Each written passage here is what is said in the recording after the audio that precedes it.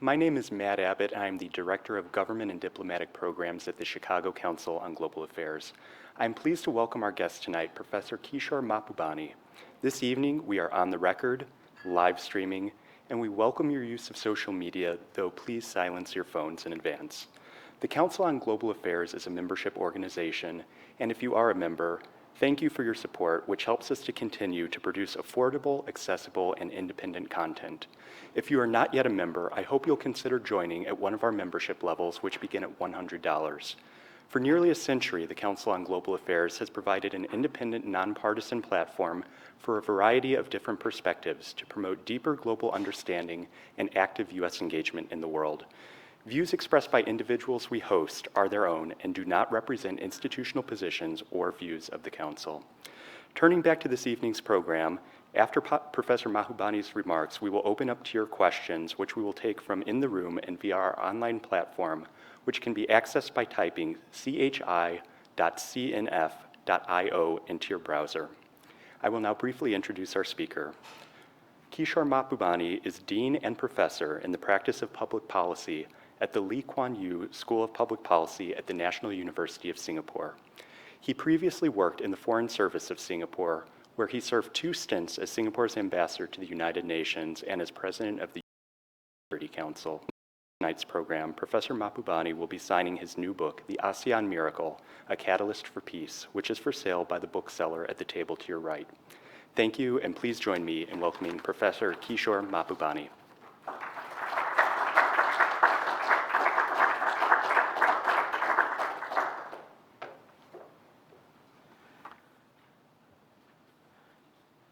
Thank you, Matt. Thank you, Ivo, for inviting me here back to the Chicago Council. I think I've spoken here 3 or 4 times at least, especially when I was serving as ambassador to the UN.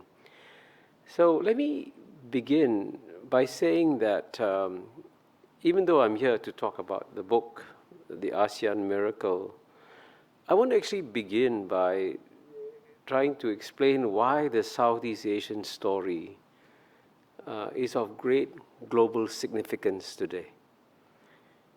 And if we in Southeast Asia can get it right, then we produce a lot of hope for the world.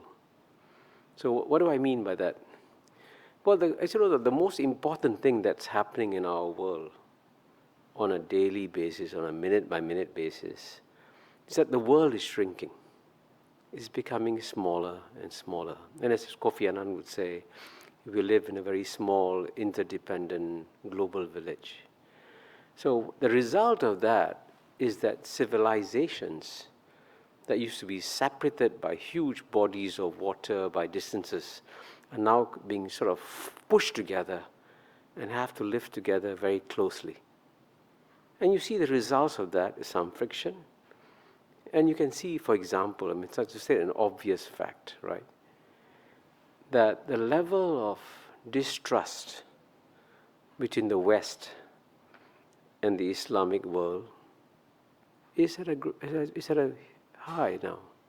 You saw this, frankly, in President Trump's election campaign, what he said about banning Muslims and so on and so forth. So that's an indicator of the enormous distrust that there is in the world today.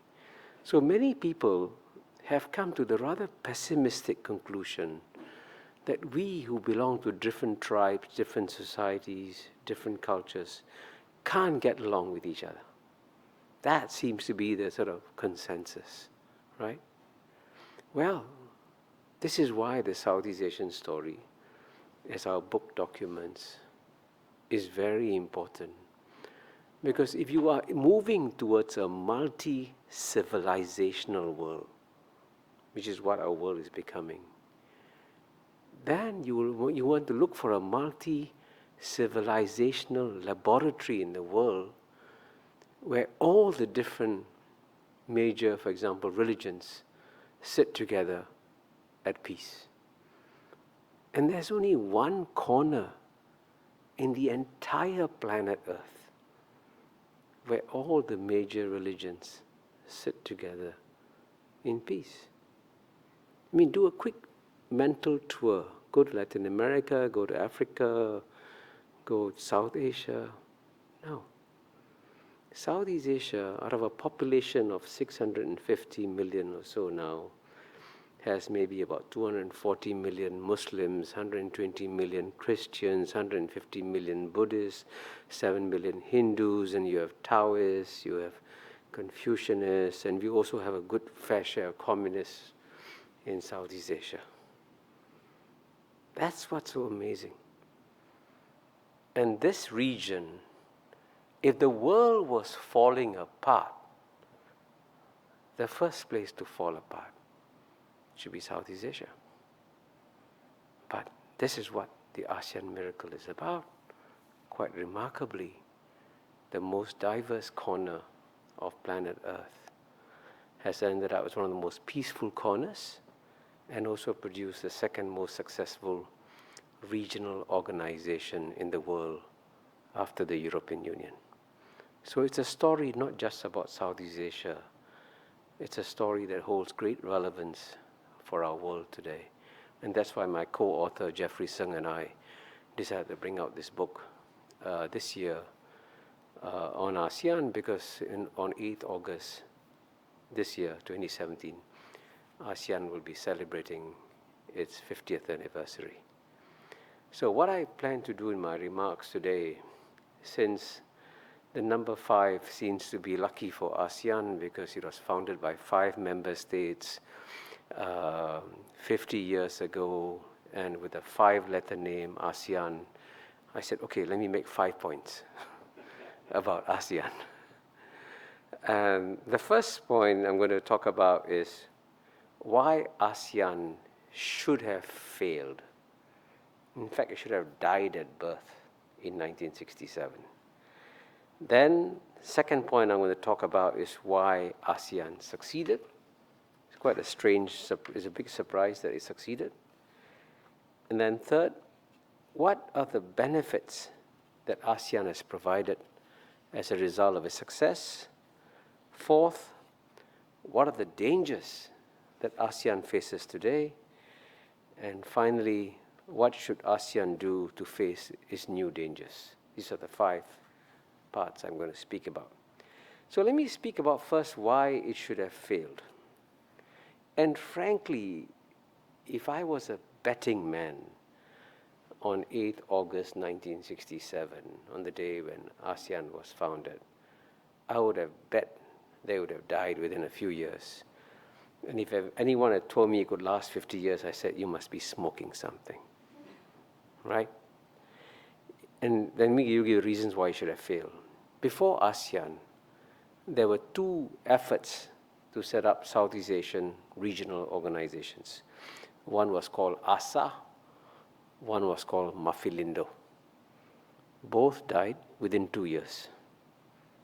It was not surprising, because Southeast Asia then, in 1967, was probably the region in greatest turmoil on planet Earth. By contrast, today, Middle East looks very peaceful, by the way. If you go back to 1967, the biggest war at that time was being fought right in Southeast Asia, the Vietnam War, right? But even before that, you had confrontasi between Indonesia and Malaysia and Singapore. And then you had, in 1965, 2 years before ASEAN was founded, Singapore split from Malaysia. And Malaysia and Philippines were quarreling over Sabah. And the southern Thailand Malay separatist insurgency was also a bone of contention between Malaysia and Thailand. So you look at it, the region was in turmoil, and all the 5 founding members, right, Indonesia, Malaysia, Singapore, Thailand, Philippines, in one way or another had bilateral problems with each other. Not an auspicious place to begin. And at the same time, Southeast Asia was then the front line for the main geopolitical contests, of course, in the Cold War between the Soviet Union and the United States. And of course, there was a Cold War on, and Europe was obviously feeling the stress of it. but there were no gunshots right across the Berlin Wall. All the firing, the bombs were being dropped in Southeast Asia. And that's where the epic struggle was going on.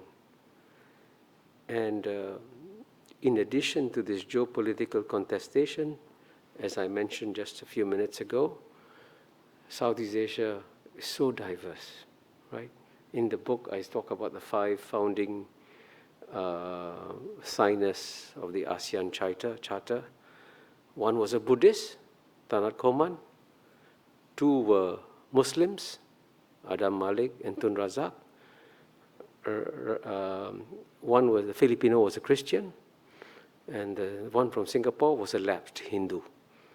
Just the 5 signers already, you see how diverse they were when they signed the charter. And of course, most importantly, that region was desperately poor.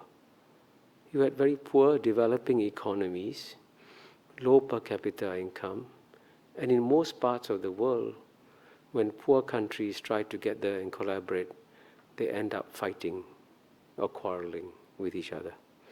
And amazingly enough, right, one would think that if you belong to a single, same language, same culture, same religion, you should be able to get together, right? Look what's happened to Qatar just 2 weeks ago, right? The Gulf Cooperation Council. No diversity of language, religion, or culture, and they can't get along with each other. That's why the ASEAN story is such a miracle. Look around the world. If it's so easy, why can't others do it? So against all odds, ASEAN has survived 50 years. So the question is, brings me to my second point. Why did ASEAN succeed? And there are several reasons why ASEAN succeeded. And I like to use 4-letter words to describe why ASEAN succeeded. And the first 4-letter word, of course, begins with F. I sometimes ask the audience to guess. This I won't do. But it's not a word that many of you would think about, but the first fundamental reason why ASEAN succeeded was because of a 4-letter word, which is spelled F-E-A-R, fear. It wasn't love that brought together the 5 countries. They came together because they knew in 1967 they could see that the communists were getting stronger and stronger, and they knew that they would fall if they didn't come together. So as Mr. Rajaratnam, the Foreign Minister of Singapore, who signed the ASEAN Charter, said, if we don't hang together, we will hang separately.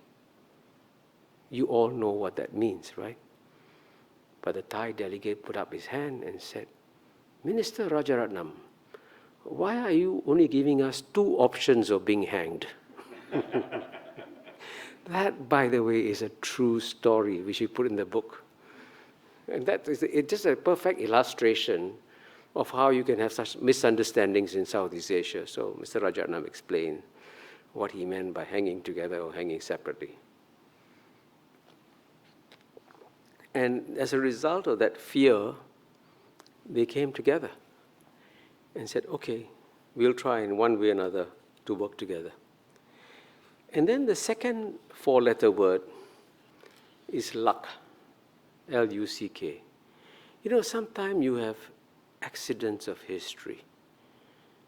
And a few accidents of history intervene to help ASEAN. The first accident of history was that at that time, fortunately, they had relatively strong leaders in Southeast Asia.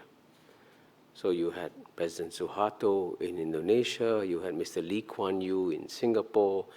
After that, in the 1980s, you had Dr. Mahathir from Malaysia. And when you have strong leaders, and if the strong leaders can work together and develop an understanding of each other, then actually you can get positive outcomes. But that was just purely an accident of history.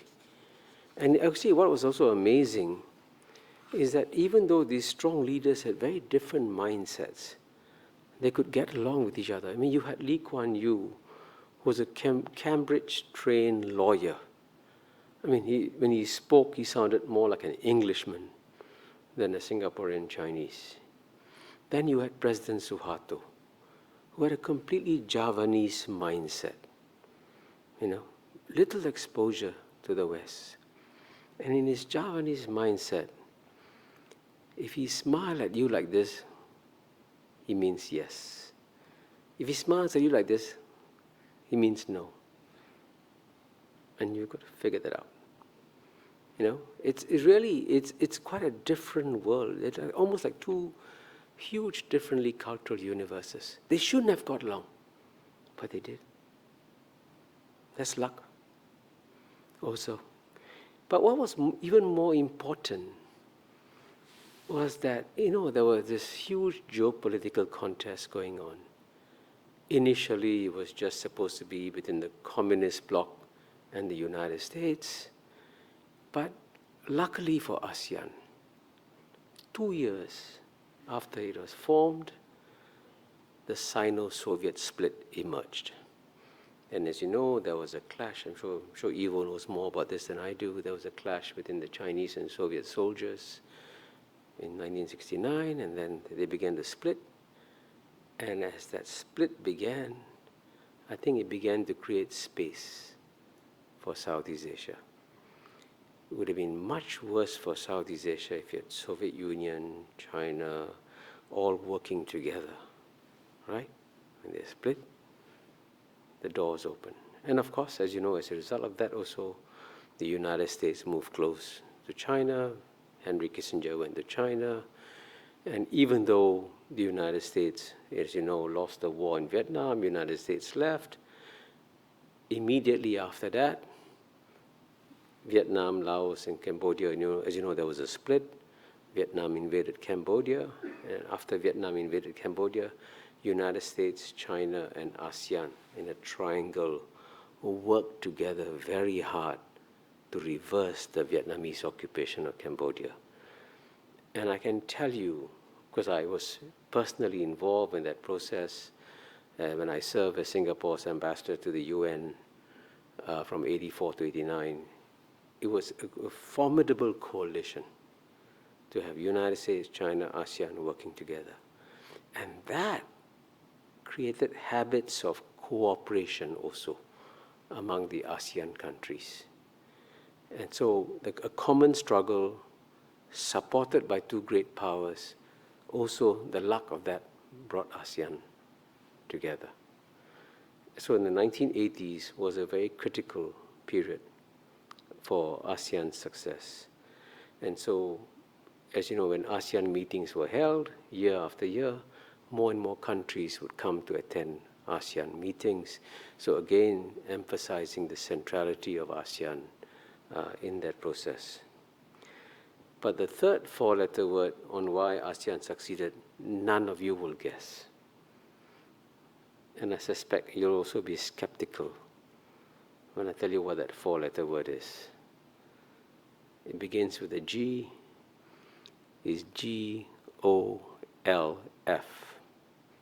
golf. And this is a point that many of you will be skeptical about, but I can tell you that golf games made a huge difference because I emphasized how different culturally the Southeast Asian countries were. So there had to be a process of the people getting to know each other as human beings and relate to each other. And this happened during golf. So we have in the book several quotes, one from the Foreign Minister of Singapore saying golf was an important factor. He said we even had ASEAN golf games at the AIG's golf course in New York when we came for the UN sessions. Professor Jai Kumar said that the reason why the Asean Charter could be done so fast in 1 year in 2008, he said he was a member of the Eminent Persons Group, and he said it helped that Ramos, Ali Alatas, Musa, Joksing, and I had been long-time golf buddies on record. And even in 1967, when there was a danger, by the way, in the book we give you the dramatics about 1967, but at one stage of the game, it looked as though the ASEAN countries couldn't agree. A golf game was arranged, and they agreed. Way back in 1967. And I can tell you personally, when I was the leader of the ASEAN Senior Officials Delegation, and I would go to ASEAN meetings, and I give you a concrete example, which I think I speak about in the book. In the year 1994, 93, 94, the then Prime Minister of Singapore, Mr. Goh Chok Tong, proposed the idea of an Asia-Europe meeting. Let's bring together Asia and Europe. But then the Prime Minister of Malaysia at that time was Dr. Mahathir, and there's always some degree of friction between Malaysia and Singapore. And I explained that very simply. I say Malaysia and Singapore are two countries that got married and lived together for 2 years, then got separated, but continued living together in the same house. So that's a neurotic relationship between Malaysia and Singapore. So of course, when Prime Minister of Singapore proposed this idea of an Asia-Europe meeting, Dr. Mahathir wasn't happy about it, and he opposed it. So we couldn't get it off the ground. So one day I was playing golf with my Malaysian counterpart, Tan Sri Kamil Jaafar. So at the end of the golf game, we had a few beers together. And I said, Kamil, help me. I said in Malay, tolong, tolong. Help me. I can't get my promotion unless I get this Asia-Europe meeting through. And amazingly, within a few weeks, Malaysia agreed. So it's these personal connections that you make are so important. I emphasize that because I notice in the world of today, people don't understand the importance of diplomacy. Diplomacy is so important. Being able to talk and build trust with people is so important. And that's what we did in the golf course. So having succeeded, this is my third point, what benefits has ASEAN provided?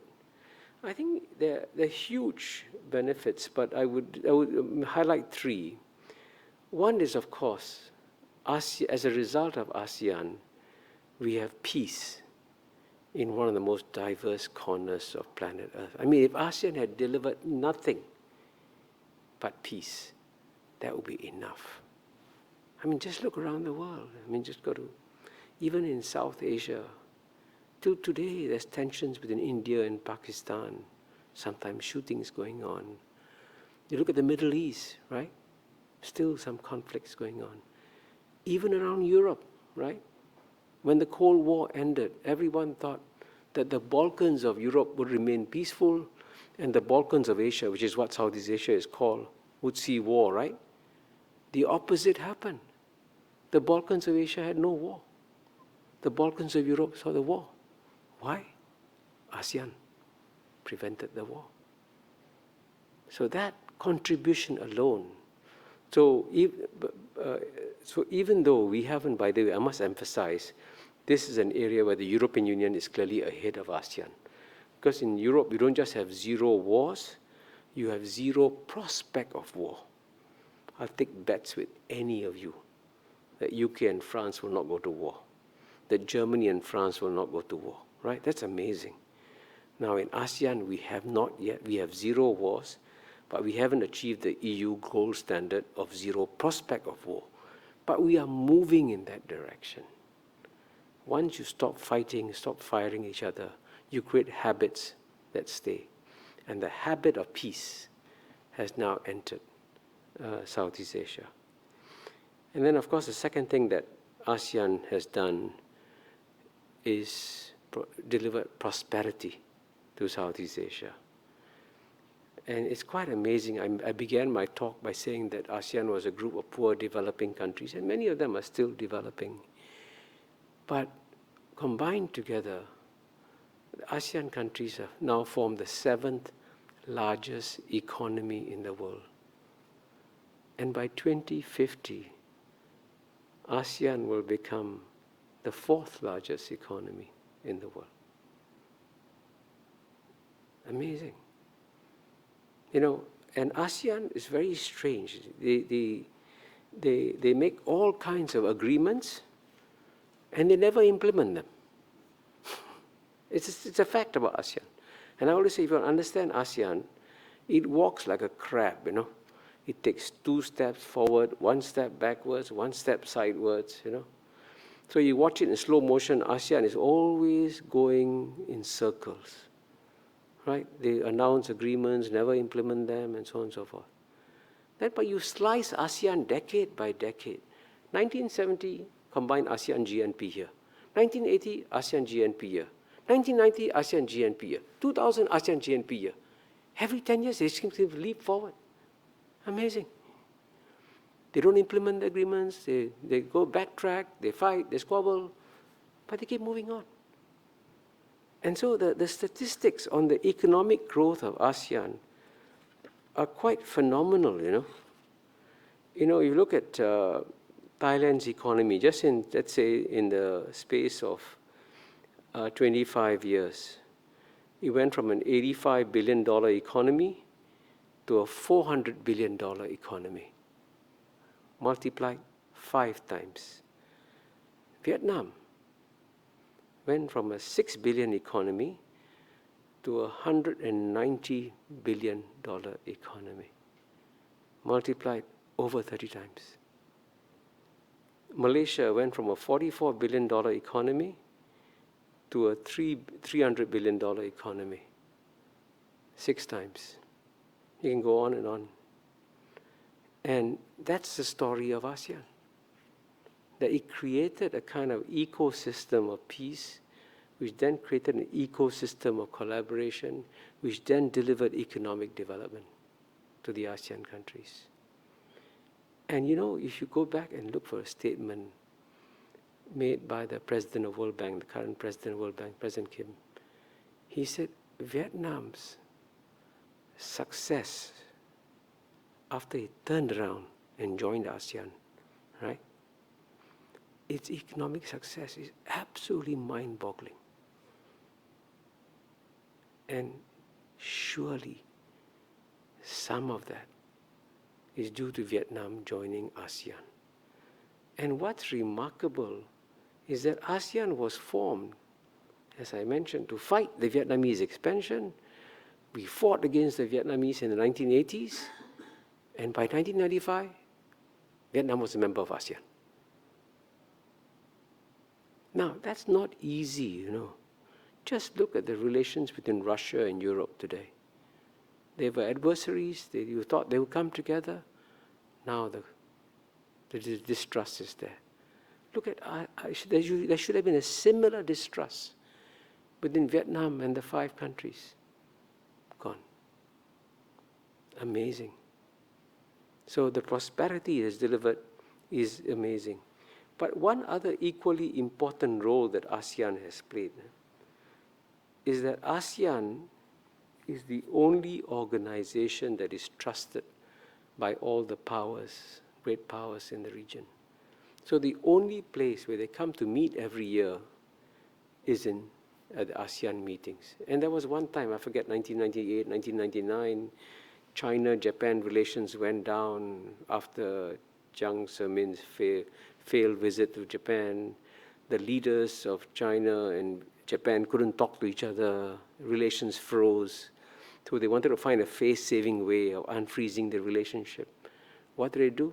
The leaders of China and Japan came to an ASEAN meeting, had breakfast on the side, and they unfroze the relationship. So that's another contribution that ASEAN has been making.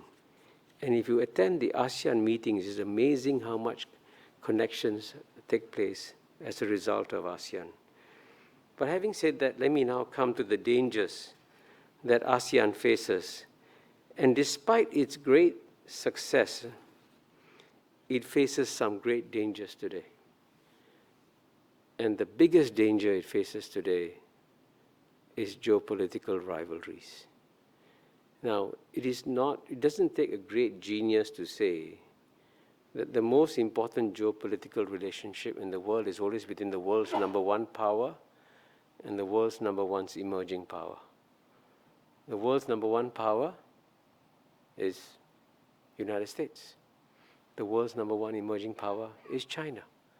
So geopolitical competition between US and China is perfectly natural. What is unnatural is how little there is of it so far.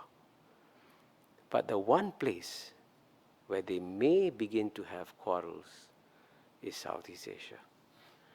And I can assure you that the 10 ASEAN countries are being pulled by these two poles, pulled by the United States, pulled by China, and constantly trying to adjust. And if the US-China relations gets worse, Southeast Asia will feel the pressure the greatest. And you've seen signs of it already. In fact, in the book we talk about how in July 2012, I mentioned the ASEAN meetings every year. Every year at each ASEAN meeting, foreign ministers meeting, they produce a very long, boring joint communique that no one reads. But it's important to produce it anyway. But in 2012, for the first time in 45 years, ASEAN failed to produce a joint communique because there could be no agreement on the wording on South China Sea. So Cambodia, this is not a secret, acting, I guess, to support its friend China, blocked any references to South China Sea. And that was the first open split that ASEAN saw in 45 years. I mean, it was papered over. Within a few weeks, the Indonesian foreign minister, Marty, went around, got agreement, and it was resolved. But that rivalry between US and China is a huge challenge for ASEAN. And I tell my ASEAN friends, it will be a huge mistake for you to underestimate the damage that can be done to ASEAN through US-China rivalry. So we have a chapter in the book called ASEAN and the Great Powers. And it is about ASEAN USA, ASEAN China, ASEAN Japan, ASEAN Europe, ASEAN India. But the two key parts of the chapter is a message addressed on the one hand to Washington, D.C., on the other hand to Beijing, saying, we know you're going to quarrel with each other, but don't use ASEAN as an instrument in your quarrels. In fact, to Beijing we say, please treat ASEAN as a delicate Ming vase. It's been good for China to have this regional organization at their border. Don't destroy it. Don't use it as a weapon in your contests against the United States. And that also is one of the key reasons why we brought out this book at this time, to send the messages to the two key capitals, Beijing and Washington, D.C. Please, it took 50 years to create this organization. Don't break it now. Keep it going. But then the other challenge that ASEAN faces now is that I mentioned that we were lucky, that we had many strong leaders in ASEAN at a critical phase. Now we have the opposite now. We have leaders who are all domestically focused for one reason or another. I mean, the Prime Minister of Thailand, for example, where ASEAN was founded, is focused on making this very difficult transition away from military rule to civilian rule in Thailand. Very painful, very difficult. President Duterte is also domestically preoccupied. Myanmar is going through a big transition politically. Malaysia, I'm sure the Prime Minister Najib of Malaysia, as you know, has got lots of political challenges that he has to deal with. And then you have Indonesia, where President Jokowi is also a very domestically focused president. So all these leaders are domestically focused and therefore are not paying enough attention to ASEAN. And if you don't have good leadership, then ASEAN will have a problem. So that's a challenge. That at a time of greater success, It may have leaders who are distracted by other things. So finally, my fifth and final point is, what should ASEAN do then to ensure that it survives another 50 years? So we end with 3 suggestions in the book. One is that ASEAN so far has been what you call a project of government to government. All the examples I've given are about relationship within one ASEAN government, another ASEAN government. But ASEAN, unlike the European Union, there is yet no sense of ownership among the people of ASEAN for ASEAN. The people of Europe feel a sense of ownership of the European Union. The people of ASEAN don't feel the same sense of ownership. So what we recommend very strongly is that we launch a project to create greater ownership of ASEAN among the people. For example, simple suggestion, make sure that every school textbook in ASEAN countries mention ASEAN. Small thing like this, very important. And the good news about our book, by the way, our book will be the first book that is going to be translated into all the ASEAN languages. Myanmar, Thai, Cambodian, Lao, Vietnamese, Tagalog, Bahasa Melayu, Bahasa Indonesia, all because of a generous grant by the Lee Foundation of Singapore. So we are on the way to producing 8 language editions of this book, which is very important because it reinforces our message that you have to get ASEAN understood by the people on the street. The second thing, of course, second suggestion we have is, let's strengthen the budget for the ASEAN Secretariat. Now, let me give you a shocking statistic. The European Union, of course, is much more prosperous than ASEAN. So the combined GNP of the European countries, EU countries, is 6 times larger than that of ASEAN. Quite a significant difference. But the budget for the European Commission is 8,000 times larger than the ASEAN Secretariat. I mean, that's absurd. And that absurdity is a result of a rather absurd ASEAN rule. In most international organizations, in most regional organizations, what you pay to the Secretariat depends on your capacity to pay. So rich countries pay more, poor countries pay less. In ASEAN, we believe in equality. Every country pays the same amount. So which means you can only pay up to the amount the poorest country can afford. And Laos, as you know, is relatively very poor compared to the other countries. So the ASEAN budget is so small. So we say, why don't you just double, treble, quadruple the ASEAN budget? The ASEAN countries can afford it and do it on the basis of capacity to pay. So this is one of the things that we keep emphasizing all the time. Strengthen the ASEAN Secretariat, because the ASEAN Secretariat can sell the ASEAN story to the ASEAN people.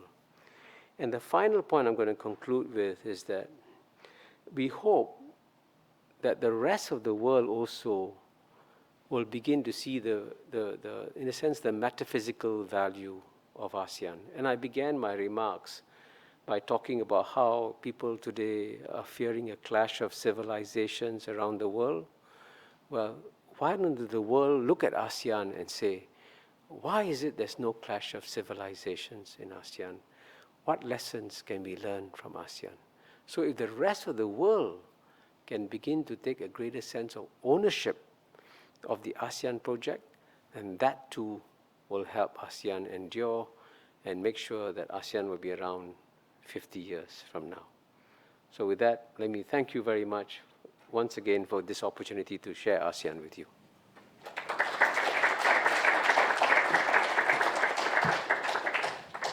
Thank you very much, Professor Mapubani. We now have time for questions from the audience. If you could please raise your arm if you have a question, I'll acknowledge you, and a member of our staff will bring a microphone. For our live stream audience, please type your questions into chi.cnf.io. Yes, Mr. Lim. Thank you. Dean, I'd like to bring the discussion back to your final point, the clash of civilizations. There are 2 hotspots in Asia right now. 2 major hotspots, North Korea and the Philippines. Do you see ASEAN, China, and the US coming together to resolve the issues there the way that it did with Vietnam? Are you optimistic, pessimistic? What are your views on that? Thank you. Fortunately, I can give you one optimistic answer and one pessimistic answer. Let me give you the pessimistic answer first. The North Korea is completely, it's a far too big a problem for ASEAN to handle. And also North Korea is outside the geography of ASEAN. You know, it's quite far away. And in fact, one of the points we make in the book, by the way, how is it that Northeast Asia, which has far more richer countries, Japan, South Korea, now China is prosperous too, Northeast Asia, even to today, doesn't have an association of Northeast Asian nations, ASEAN, to match ASEAN. That's quite stunning. You know, it should have been easier for them to collaborate, but they were not able to collaborate. So ASEAN is way ahead of Northeast Asia. But North Korea is an issue that at the end of the day will be resolved by the great powers and be primarily within the US and China. And both sides will have to make adjustments to reach a deal on North Korea. So ASEAN will not, doesn't have the capacity to deal with it. Now on Philippines, I'm more optimistic that it's actually quite surprising how fierce the battle was over there. But the fierceness of the battle was also due to the fact that many of these rebels were, had always like independent fiefdoms in there. And they had always been left alone by the central government. But as you know, President Duterte tried to intervene, and the reaction was very, very strong. And so that's what. But this is at the end of the day, the government in the Philippines will either win the battle or settle the issue. But this will not become a larger war. This will not break up the Philippines. You know, this is something that flares up from time to time in the history of the Philippines, because the separatist movement in the South has been going on for a long time.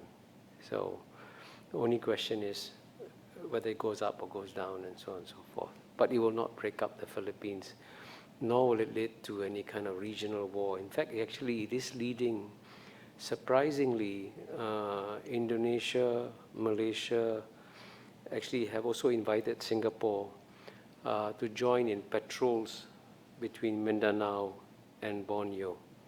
And the fact that the three countries are collaborating to say, okay, let's make sure this doesn't spread, that's a good sign. Because it's causing them to say, hey, we must work together to contain this problem. So the Philippines problem will not get out of hand. Yes, Ambassador Dalder. Kishore, thanks very much for a really terrific talk. You mentioned that one of the great challenges is the possibility of a U.S.-Chinese rivalry in the region. Let me turn around a different possibility, which is there's no rivalry. China just does what it wants, and the United States lets it happen, particularly in the South China Sea. To what extent do you see that as a problem, particularly what's happening with the militarization of parts of the extension of China into the South China Sea, which is really ASEAN's territory? Well, that's a very good question. The good news is that this is why our book actually begins. The first chapter of our book is called The Four Waves. And Southeast Asia is kind of, again, very unique part of, in terms of human geography. It's the only part of planet Earth which has seen four major civilizational waves. The first was the Indian wave.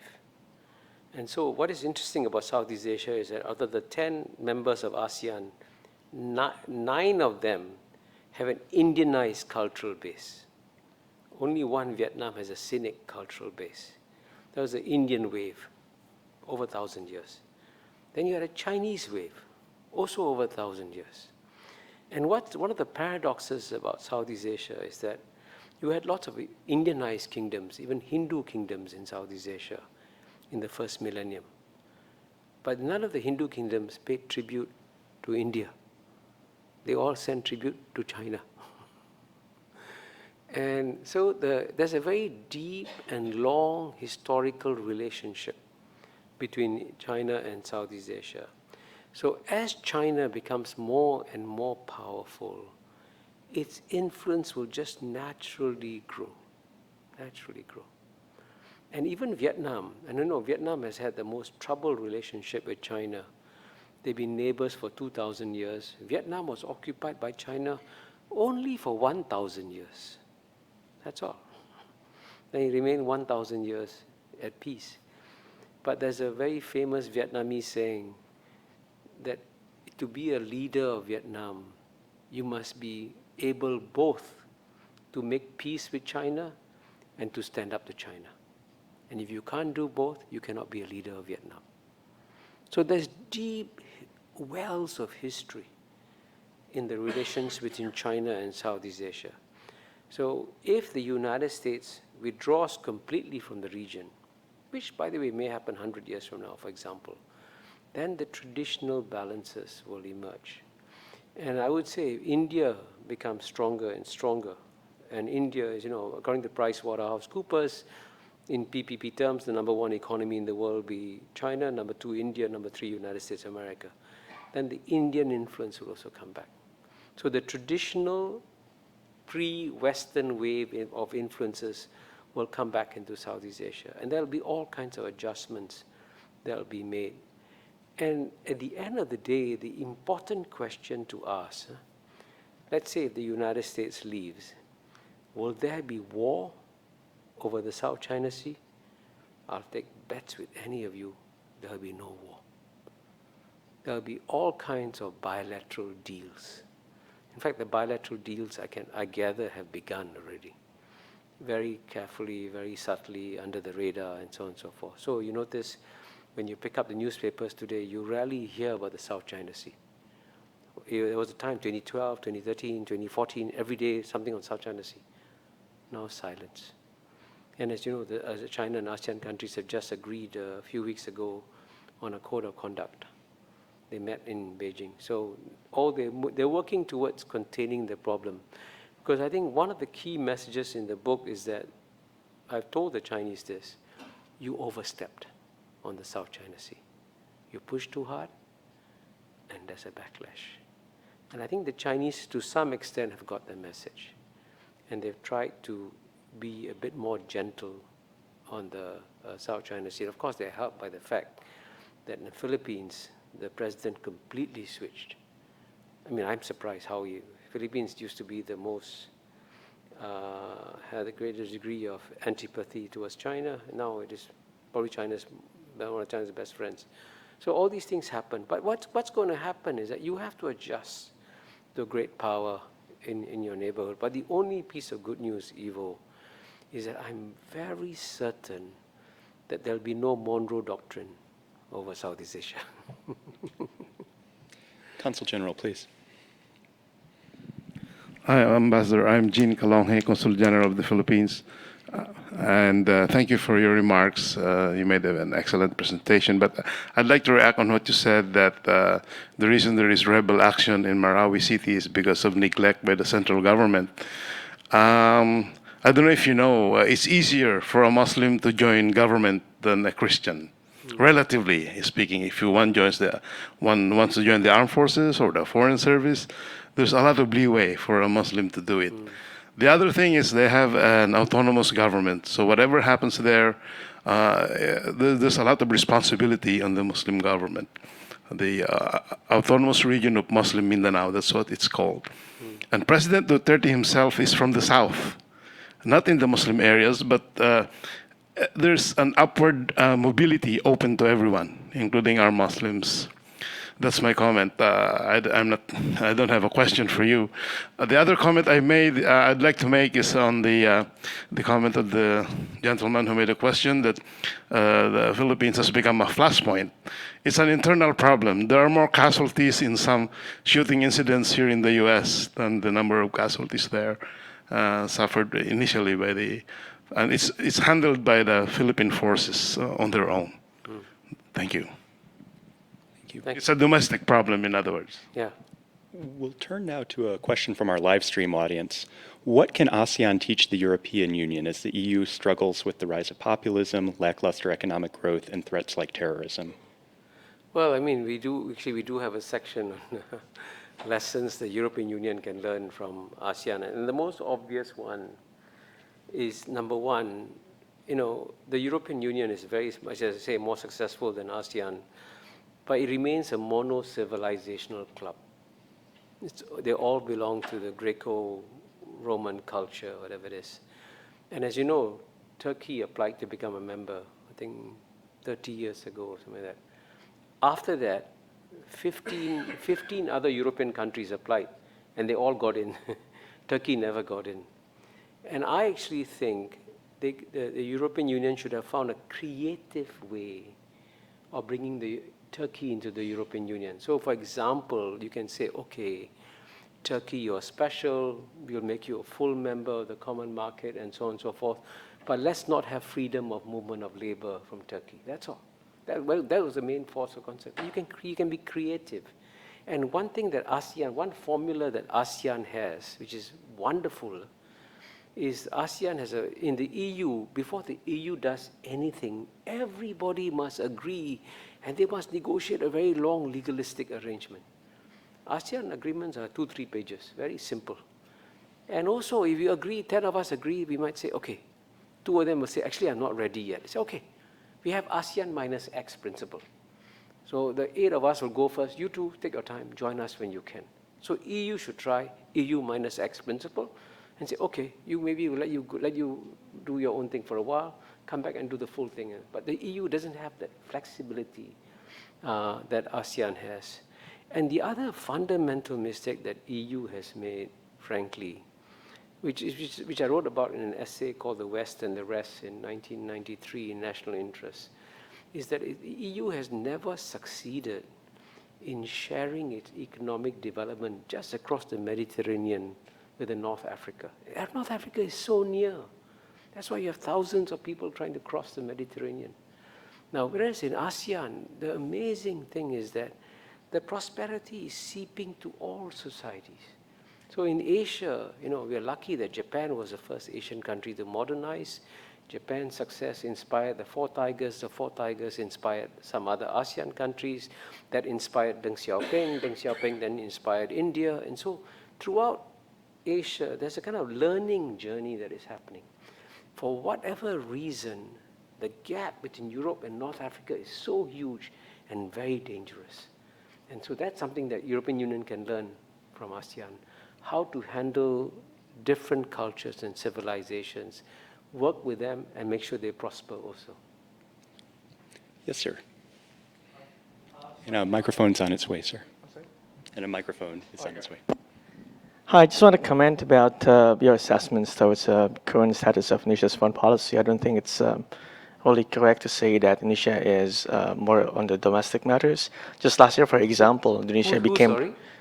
Indonesia. Okay. Just last year, for example, Indonesia became the chairman of the Indian Ocean Rim Associations, and it elevates the organization to have a ministerial meeting level of institutions. I just have questions about the prospects of the East Asian community. If you can remember that some 10 years ago, this was under heavy discussions by various countries in the regions, including China and Japan and Korea. How do you see the East Asia community evolve as now ASEAN has already became an Asian community? Thank you. Thank you. Well, on your first point about President Jokowi, you're right. Now he's more interested in what's happening in international developments. But I can tell you that one of his closest advisors is a good friend of mine. And after President Jokowi attended the first ASEAN meeting, he attended a couple of months after he became president, he turned around to his closest advisor, my friend, and said, hey, this is a waste of time, Everybody just giving speeches and speeches and speeches. Let's go home. Let me go and do some work at home. It's a true story. So initially, he didn't see the value of ASEAN. But I think after having been in office and having seen the reports coming in about what the threats and dangers are and so on and so forth, I think he now understands the importance of ASEAN much more. And if you, I had a wonderful breakfast with the foreign minister of Indonesia, Ibu Retno, and she read my entire book. And she actually wrote a column then about ASEAN and why, and she quoted me as saying that Kishore, as Kishore Mahbubani said, it is Indonesia's responsibility to be the chief custodian of ASEAN. So the Indonesian attitudes towards ASEAN have actually, with President Jokowi, have initially he was a bit reserved, but now becoming more involved in ASEAN. Now, on your question of an East Asian community, there will, I think it'll be, an East Asian community is a long way away. But one of the most remarkable things that ASEAN has done, by the way, is that there are 10 ASEAN countries, and then you have ASEAN plus 3. 3 plus 3 is China, Japan, South Korea. Then you have ASEAN plus 6. So that's ASEAN, China, Japan, South Korea, India, Australia, New Zealand. Then you have ASEAN plus 8. Then US and Russia join in for the East Asian Summit every year now. So that's what ASEAN will try to do, try to bring in more and more countries to come in, but the important thing is not to grow too fast. And for some ASEAN countries, as you know, they were hoping very much that the United States would stay engaged on TPP. And the TPP, frankly, let me be very blunt about this, okay, was the United States' last chance to play in the big economic game in East Asia. It was a huge, future historians will say, walking away from the TPP was a huge strategic mistake. Because then you leave the field open to China. I mean, it's so obvious. And so what's the most significant thing, that the biggest game now in the region is something called RCEP, Regional Cooperative Economic Partnership. And that's the ASEAN plus 6. And if that takes off, then there'll be some movement in the economic dimension. So there won't be an East Asian community, but there'll be circles and circles and circles of economic cooperation. And that's what will transform the region. Brian Hansen, please. I want to pick up where Ivo's question left off, which was the U.S. potentially playing a less significant role in the region.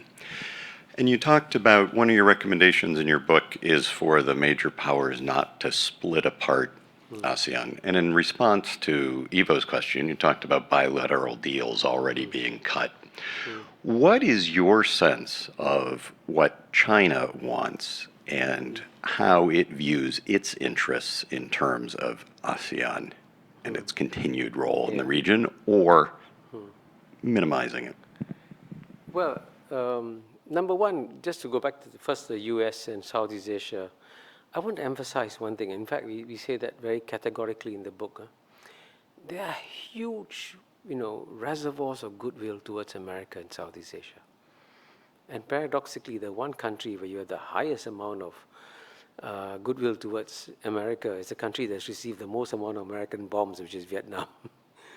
It's amazing. So, but even in the other countries, by the way, Malaysia, Singapore, Indonesia, as you know, but we want the United States to remain engaged. But we don't want the United States to force us to choose. So we would like, ideally, a very strong US presence in the region. And I think the Chinese won't mind it if it is not seen to be exclusionary, Because the Chinese, at the end of the day, realize that if the US presence creates a sense of stability for the region, stability is what China wants most of all. From the Chinese point of view, their primary focus, you must remember, is domestic. They actually want to try and avoid external entanglements as much as possible. By their calculations, they need at least another 30 to 50 years to complete the job of development. They don't want distractions. They want peace, they want quiet, they don't want to be disturbed. Right? unless, of course, things are done to them. And of course, one key point I should make on the South China Sea, because everybody talks about the Chinese building, reclaiming land in South China Sea. Now, let's get the facts correct. The first countries to start reclaiming land were Malaysia, Philippines, Vietnam. They were, I think, started 10 years before China. Then China said, okay, if that's the game, I'll play the game too. But the difference is that the ASEAN countries claimants claim 2 acres, Chinese claim 2,000 acres. So it's not a game that they started, you know what I mean? And so on balance, but your other question about what would happen if the United States diminishes in the region, then I think there will be all kinds of strategic adjustments. And I can tell you one thing, the adjustments have already begun. And I'm actually amazed how quickly Vietnam moved, You know, Vietnam bent over backwards to join the TPP. And the minute you said TPP gone, I said, okay, we have to move. You remember how quickly the Vietnamese leader went to China? See, that's 2,000 years of history, that comes back into play. So that's why we emphasize in the first chapter, don't forget the longer history of Southeast Asia. That's going to come into play also. We'll go to another question from our live stream audience. You said that today's world does not value diplomacy. How do we change that? Sorry? You said that today's world does not value diplomacy. How do we change that? Well, I actually have a very simple suggestion, especially since I'm speaking in the United States, that for a start, if you are a very bright, talented young man and you join the Foreign Service, when you finally make it, you want to become ambassador to London, to Paris, to Tokyo, right? But in the United States Foreign Service, I think Ivo knows this is a fact, right? All those places are taken by all the political appointees. And then you end up being ambassador to Ouagadougou, which is not, I'm sure, not a bad place, but that's your aspiration. So then if you are a talented young man, what do you do? I mean, where do you really want to stay in that kind of service? And I can tell you, this is something I've spoken about very openly. When I joined the Foreign Service of Singapore in 1971, and when I joined, and if I would, a Chinese diplomat would approach me and an American diplomat would approach me, I won't waste my time talking to the Chinese diplomat in 1971 because he would come with a little red book in his pocket and read the red book for you, right? Completely useless conversation. The American diplomats were thoughtful, you could have amazing conversations with them, give you brilliant insights and so on and so forth. Amazing. But since 1971, the quality of Chinese diplomats has risen dramatically. And it's quite amazing, the quality of mind of the Chinese diplomats. And I must say, very sadly, that there's been a reverse in the American Foreign Service. I mean, I meet the diplomats and so on and so forth. So it's a pity because, so if you want to get people, the good people to join diplomacy, you have to give them a career that at the end of the day enables them to reach the highest positions. And the Chinese Foreign Service, as you know, the diplomats become foreign minister, they become state counselor, and so on and so forth. So there's a very clear career progression that happens. And as a result of that, the Chinese Foreign Service is remarkably professional today. Unfortunately, we are nearly out of time. I'd like to remind everyone that Professor Mapubani's book, The ASEAN Miracle, A Catalyst for Peace, is for sale and signing after the program at the table to your right. And please join me in thanking Professor Mapubani for joining us this evening. Thank you.